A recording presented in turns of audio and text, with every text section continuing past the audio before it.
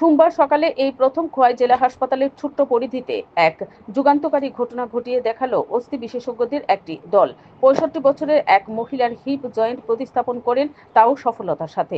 এই অপারেশনের বিবরণ দিতে গিয়ে খোয়াই জেলা হাসপাতালের মেডিকেল সুপার শরদিন্দু রিয়াং সংবাদ মাধ্যমকে জানান, সোমবার সকালে খোয়াই জেলা হাসপাতালে এই প্রথম কোনো এক রোগীর হিপ জয়েন্ট প্রতিস্থাপন করা হয় সফলতার সাথে। রোগীর নাম শ্রীমতী কাজল দেবনাথ, বয়স ৬৫, কল্যাণপুর এলাকার নিবাসী।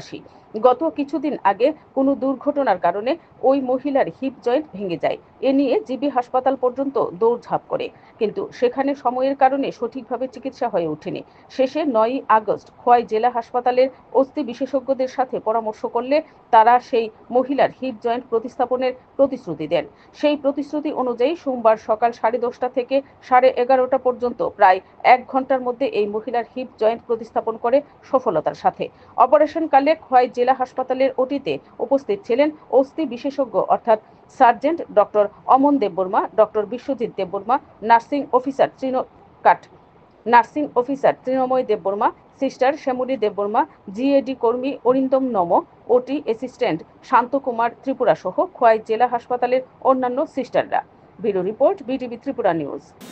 আমরা এই খোয়াই জেলা হাসপাতালে আমরা একটা অর্থোপেডিকের অপারেশন, মেজর অপারেশন আমরা শুরু করতে পেরেছি এবং এই অপারেশনগুলো ইউজুয়ালি জিবিতেই হয়ে থাকে, যেটা নাকি টোটাল হিপ রিপ্লেসমেন্ট আমরা বলি, হিপ রিপ্লেসমেন্ট বলে থাকি।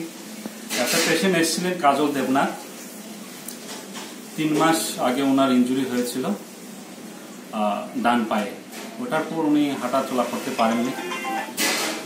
ওটার পর উনি জীবিতে গেছেন, অনেক জায়গায় ঘুরেছেন, কিন্তু আলটিমেটলি লাস্টে আমাদের ওপিডিতে আসেন উনি।